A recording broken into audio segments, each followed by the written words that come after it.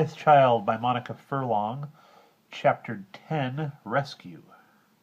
The terror of falling through the air was swiftly followed by pain as I hit the stone floor with a shattering bump. I struck my head against the wall as I fell, and from what Coleman said later I must have fainted for a few moments. As I fell, the lantern shot out of my hand and rolled away, leaving us both in total darkness. When I came around I was puzzled. I was not in my bed at home because I was cold and damp. There was a bad pain in my leg that made me groan. "Wise child," Coleman was saying frantically from above. "Are you all right?" My leg hurt so much that I wished I could faint again, but I knew I must speak to Coleman. "My leg hurts terribly," I said. I could not remember quite how we had gotten into such a dreadful predicament, nor think clearly about what we had better do. I could think only of pain. For the next hour or two I drifted in and out of consciousness, sometimes in a sort of bad dream in which some huge animal was sitting on my leg, sometimes coming back to the reality in which I was lying at the bottom of this hole. What was it, an empty well? And Coleman was desperately trying to carry on a conversation with me. The cold bit into me until my teeth chattered, when strange sounds started echoing through the canyon, through the cavern, to Coleman's terror, and when, eventually, a yellow light shone through one of the many entrances to the big chamber, I did not know it. I only returned to consciousness when I heard a conversation going on overhead. Juniper's clear, cheerful voice comforting Coleman's scared and tearful one. The next thing I knew, Juniper and Coleman were kneeling beside me, spreading her cloak on a cold stone floor, and easing it, oh, so gently underneath me. Even that was terribly painful, but I was soon warmed by its touch.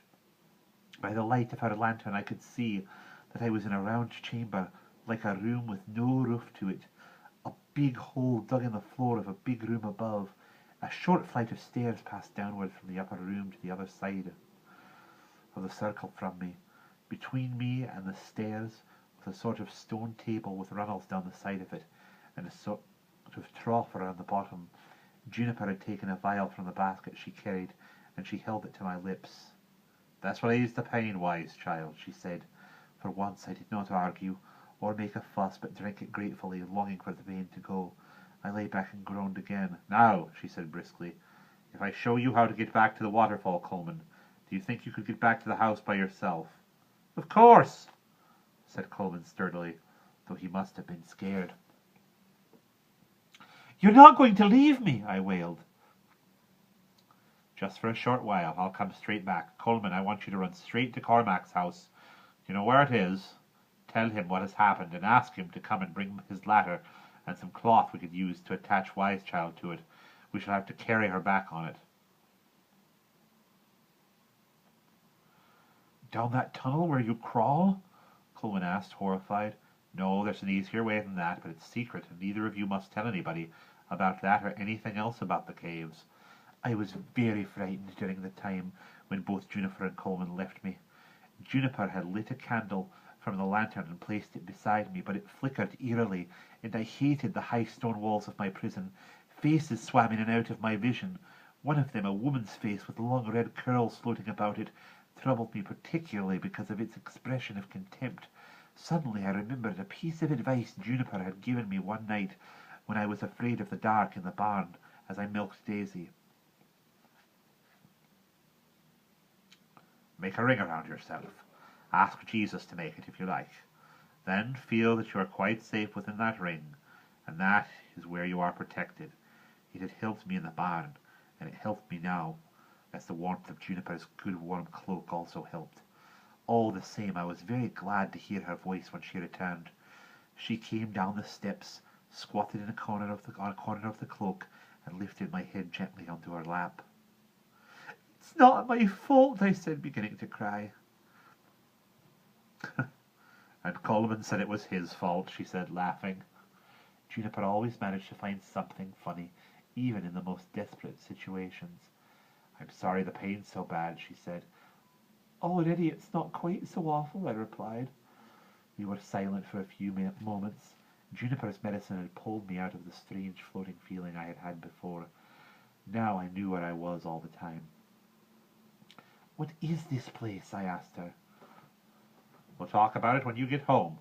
Would it help if I told you a story? Yes, I said, mainly to please her. I could not imagine any story would distract me from this horrible place and the pain in my leg. Very well, she said. I will tell you about when I was a little girl. I had often begged her to tell me this story, but she had always refused, and now, when I was in too much pain to listen properly, she wanted to tell it. It turned out, however, that she was quite right. I was so fascinated by the stories she told that some of the time at least I did forget my own troubles. Juniper had once been a little girl like me in Cornwall, only in Cornwall. She had been the daughter of a king, but had been kidnapped to Brittany, stolen away from her mother and father.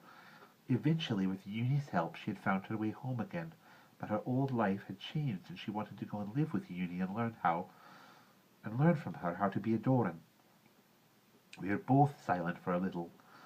When Juniper finished her story, it was extraordinary how the vivid picture of Cornwall and Brittany she had told me had lifted the weight of the cold and the dark. As the drink she had given me had eased the pain, she, I felt, had temporarily lost herself in that earlier world and had to be given time to return. She did so quite quickly. Cormac and Coleman should be here soon, she said with her usual cheery confidence. I must give you something to make you go to sleep, wise child. Otherwise, the pain of the journey will be bad. She felt in her basket again and produced another flask. This one had a black, earthy smell that struck my nostrils as soon as she removed the cork. Ugh, I said, but I dutifully took a big swig of it, though it made me shudder with horror. Good. I hate not being awake, I said. Trust me, she said, and of course I did. After that, I have only a vague recollection of waking up once or twice with a bad twinge of pain when she and Cormac jerked the stretcher on the way home. At one point, to my surprise, we seemed to be out of doors under a cloudy sky. Coleman told me later that having left the cavern, they descended by flights of stairs, then by a sharp decline into a long tunnel that eventually wound its way out by trees and scrub to a place quite near the village. There was a boulder placed against the entrance, which they had to push away. He was surprised no one in the village had ever told him about it, and Juniper, unusually for her, swore him once again never to speak of it except to me. By the time I was fully awake again, I was back in bed at home. The bone setter had come, and he and Juniper were talking of grinding up comfrey root, mixing it with water, and making a case to protect my broken leg. Juniper looked very tired, as well she might. For several days I was in a lot of pain, too much to want to talk or to feel bored. But gradually I began to feel better, and to make Juniper spend many hours telling me stories or talking to me. Aren't you angry with me? I asked Juniper once. It was very naughty of us to go into the cellar. I was wrong to leave it so that you could get into it so easily, she said. But angry? No, I'm not. People do what they do when they do it. Being angry is usually a bit beside the point. What matters now is getting your leg well again, so I don't have to do all the work. Huh, I said. But as I lay there with my leg stuck in its case of comfrey, even weeding seemed like a delightful way of passing the time.